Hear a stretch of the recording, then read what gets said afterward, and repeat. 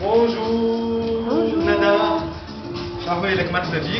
Alors, je suis Shawki Lahmer, je suis un architecte peintre et en partenariat avec ma collègue Ensa Fouja, nous organisons la première édition de mon atelier en bric-à-brac. Donc, c'est un événement assez particulier parce qu'on croise dedans deux choses qui sont vraiment, qui passionnent beaucoup le public de la brocante, de l'antiquité et aussi les designers. En gros, c'est la passion de l'art. L'art de l'objet. Et aller vers ce sens-là, il faut rencontrer l'artiste qui est derrière cet objet. Et on a par exemple avec nous dans le collectif Handmade Studio, il présente ses créations en macramé. On a la chaise bébé suspendue, on a une suspension aussi, on a la chaise duo. La chaise duo très particulière, très ergonomique, avec une possibilité de lire un bouquin, ou elle a de renverser, ou elle a partagé un moment, en deux. On a la chaise solo aussi, comme vous voyez, faite entièrement en macramé, tubulaire, très linéaire, un contraste que j'affectionne particulièrement parce que le mélange le macramé et un côté un peu pas rigide, mais un côté un peu linéaire, très minimaliste. Alors on rentre.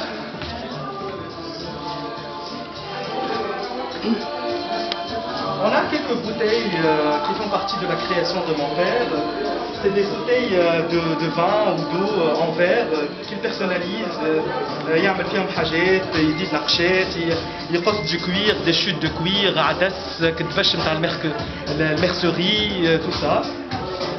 Ça, c'est une de mes préférées, je l'adore beaucoup parce qu'elle représente un aspect très organique dans le sens géométrique. On a les créations de Kamel Maala, la galerie de la Saha, dirigée par Madame Hejel Bourguiba et son cofondateur Kamel, avec ses créations linéaires. On a la ligne qui passe dans tous les sens. La volumétrie, mais aussi les dessins, les tote bags. Et ça, j'ai montré ici dans ma première édition en bric-à-brac, c'est la première collection de tote bags très jeune, très sophistiquée, qui donne la possibilité aux jeunes de mettre des créations. Alors, on encourage les jeunes, le petit public, à mettre des créations authentiques, véritables, naturelles. On a les créations d'Arthur Lahmer qui passe par là, c'est un grand artiste, il habite à Djerba. Il s'inspire, d'ailleurs c'est mon oncle, je le félicite pour son travail et d'avoir été ici présent et faire, comme il dit, les 550 km pour venir jusqu'à la Marsa. Et alors sa technique c'est du sable teint chauffé, cuit au four avec une technique de résine pour permettre justement la superposition des matières et des fonds. Le premier plan, le deuxième plan, le troisième plan. On a des créations de Ensa, aussi qui est ma partenaire, elle fait de la peinture, alors elle est dans un paysage un peu abstrait et figuratif, donc c'est du semi-figuratif. Elle s'inspire de visages de femmes, on retrouve beaucoup la présence de l'être féminin dans son travail, et justement la femme. On a essayé d'avoir un petit esprit de bric-à-brac et de mélanger, de faire le choc des designers ensemble. Et par exemple, on retrouve Grevej avec des luminaires de différents types, de récup à base de lampes, de bois, en acier, tout ce qui est tôlerie, par exemple une cuvette jetée, transformée, une machine Singer, bidoun, ta essence, ta calabardine. Un hommage à Marcel Duchamp. Un grand hommage à Marcel Duchamp qui est un des pionniers de l'art contemporain. Et voilà, j'ai essayé d'agencer aussi, je vous parle un peu de la déco aussi, parce que ici il y a une petite mise en forme de l'espace vécu et de l'espace exposé. Donc et c'est à ce moment-là qu'on est dans le concept bric-à-brac, dans la manière d'exposer, dans la manière d'afficher, la manière de montrer nos travaux.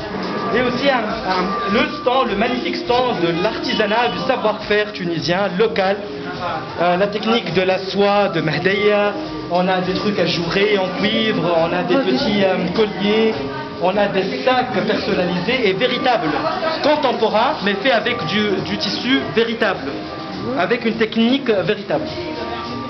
Les lampes de Madame Leïla, elle participe nous, c'est ma prof de peinture, c'est une femme géniale en qui j'ai eu beaucoup de courage, elle m'a beaucoup sollicité, encouragé pendant des années quand j'étais au lycée, et vraiment je prends l'initiative maintenant de dire un big up, d'envoyer un grand salut pour elle, elle qui est derrière les jeunes, de les encourager, de les solliciter, de les motiver.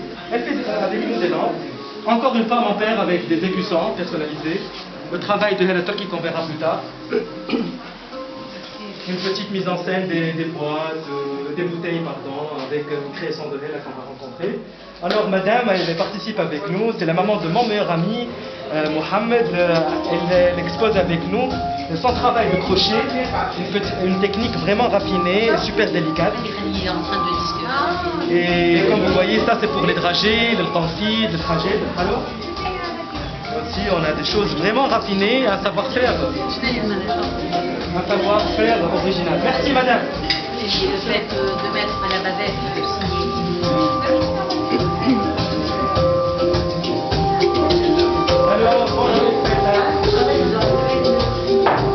Alors, on va rencontrer Fetah, qui est notre cher artiste qui présente les luminaires, qui est mon atelier en bric-à-brac. Merci d'avoir participé, merci d'avoir cru dans le projet. Et là, j'adore ce qu'il fait, vraiment, c'est très design. Comme vous voyez, on a besoin d'un éclat, de valeur, de vivacité. Et je trouve que c'est vraiment insolite, c'est un peu décalé. Ça me pousse à réfléchir, qu'est-ce que ça représente, si c'était autrement, si c'était un carré ou un triangle. Donc il joue avec les formes primaires, avec des couleurs vives. Vous pouvez faire un petit aperçu là d'art ici, comme vous voyez.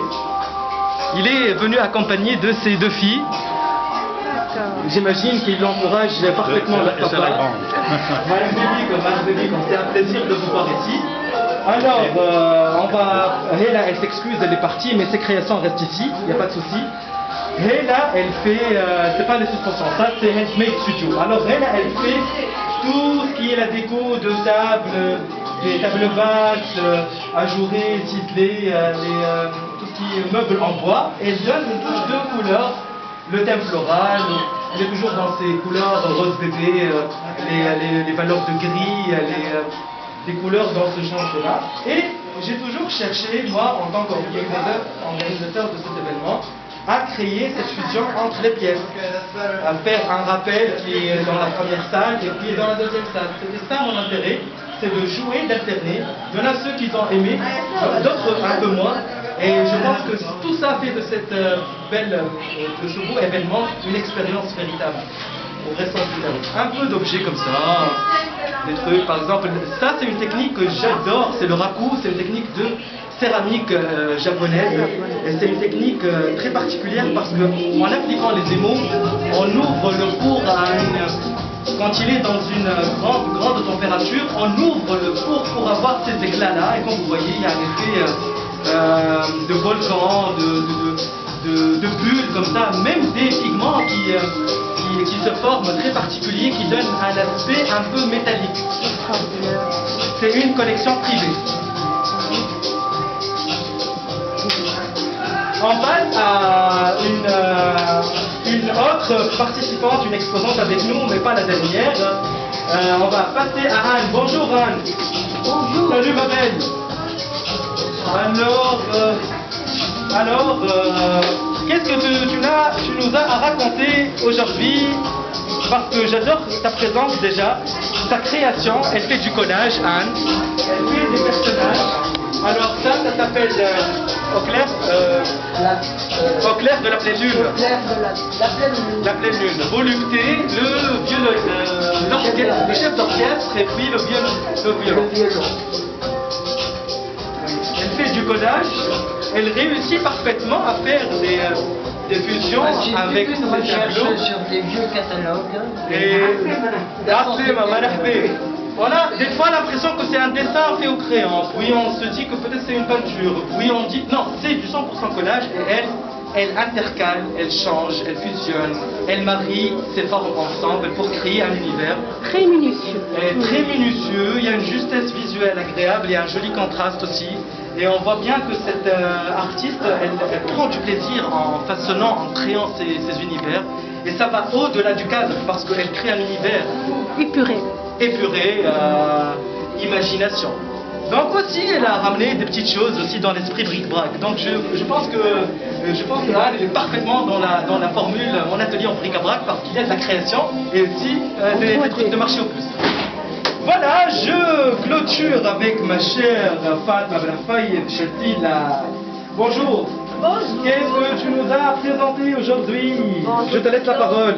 L'univers de Chepdala, c'est Ouais. un univers très joyeux qui porte le concept de l'été toute l'année. C'est très festif, c'est La estival, c'est... collection de biches, Nadar, regarde.